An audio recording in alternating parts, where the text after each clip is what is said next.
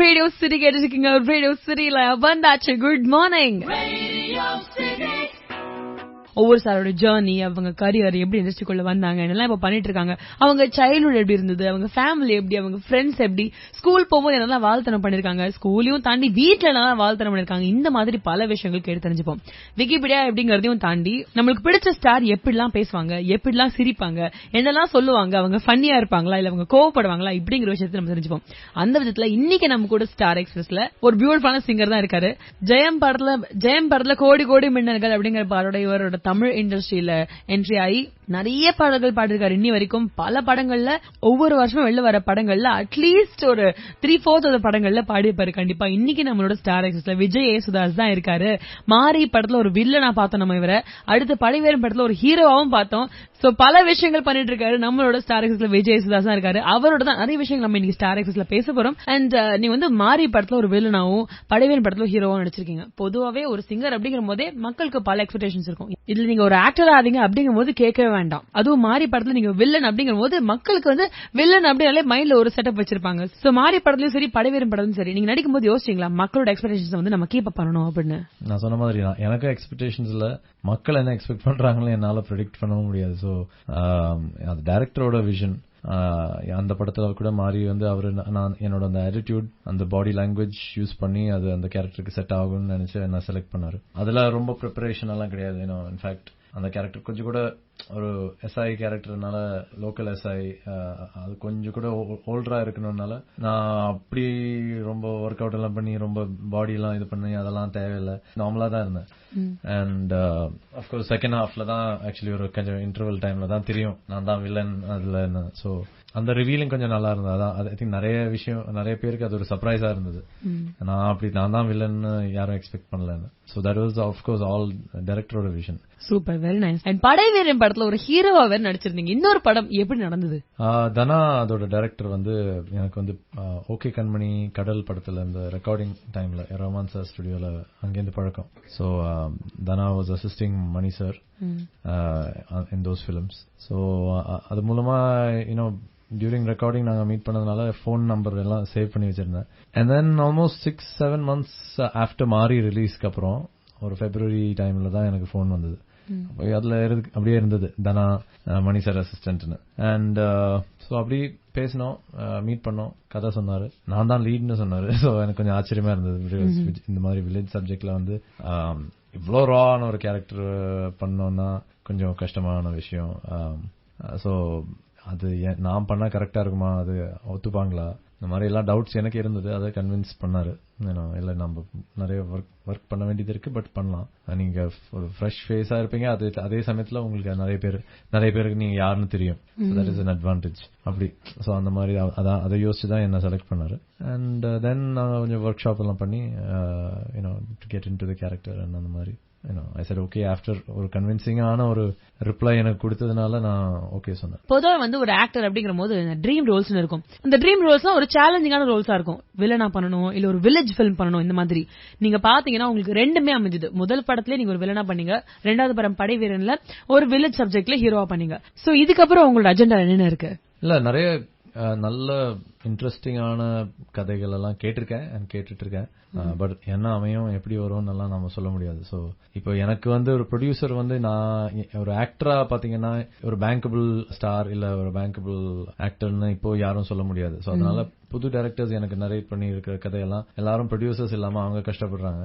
And என் பேரை சொன்னா கூட நிறைய பேர் தயங்குறாங்க, இல்ல கொஞ்சம் நல்ல பேர் எடுத்த ஆக்டர் யாராவது போலாமே.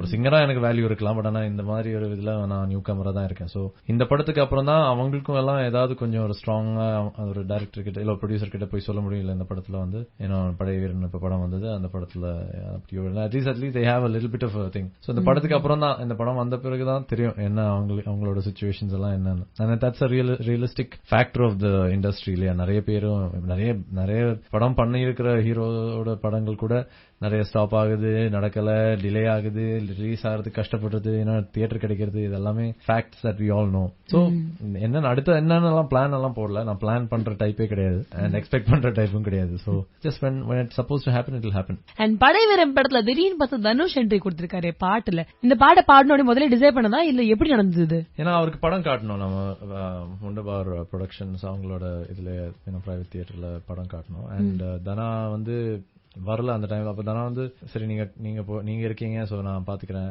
நீங்க பாத்துங்க, நான் வரல.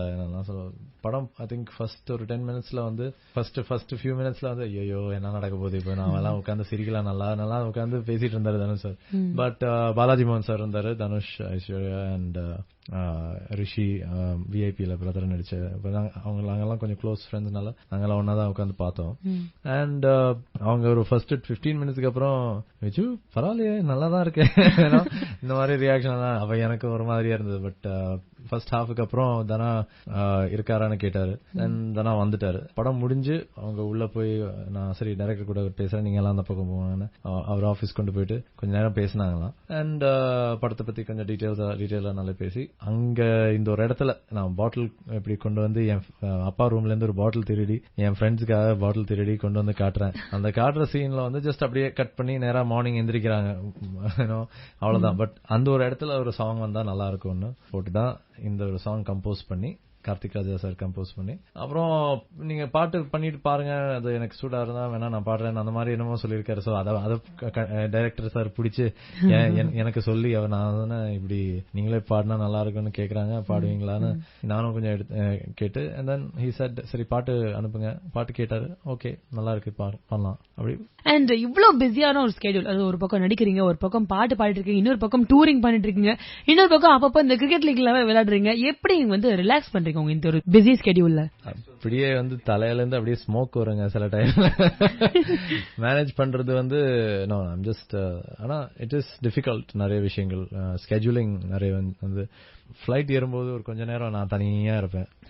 அது ஒரு பயங்கர ஹெட்போன்ஸ் போட்டு பாட்டு இல்லைன்னா புக் ஏதாவது படிச்சுட்டு it's very my time. Actually N flight தான் என் ஊரே. சூப்பர். அண்ட் மலையாளம் படத்துல இருந்து தான் உங்களுக்கு ஆஃபர் வருது அப்படின்னு கேள்விப்பட்டோமே, இன்ட்ரெஸ்டா இருக்கீங்களா நீங்க அது நடிக்கிறதுக்கு? It's not a interest. எனக்கு வந்து சத்தியமா எனக்கு தெரியாது. எனக்கு வந்து அது அந்த மாதிரி மலையாளம் பாடி லாங்குவேஜ் வந்து ஆக்சுவலி கொஞ்சம் வித்தியாசமானது. எனக்கு அந்த லுக் இருக்கான்னு கூட எனக்கு கொஞ்சம் டவுட்டா இருக்கு. நான் மலையாளத்துல பண்ணும்போதே நான் கொஞ்சம் என்ன இருந்தாலும் சென்னை born and brought upனால நிறைய தமிழ் படம் பார்த்து வளர்ந்ததுனால அந்த ஒரு இன்ஸ்டிங்க்ட் தான் எனக்கு நிறைய இருக்கு. மேபி நான் பேசும்போது நிறைய மலையாளம் சோவை வந்தா கூட பட் ஸ்டில் எனக்கு வந்து நான் சின்ன வயசுல இருந்து ரஜினி சார் படம் பார்த்து அந்த மாதிரி படம் பார்த்தெல்லாம் வளர்ந்ததுனால எனக்கு எப்பவுமே அந்த மாதிரி ஒரு ஆட்டிடியூட் ஆர் திங்கிங் தான் இருக்கு. But Malayalam cinema it's little different.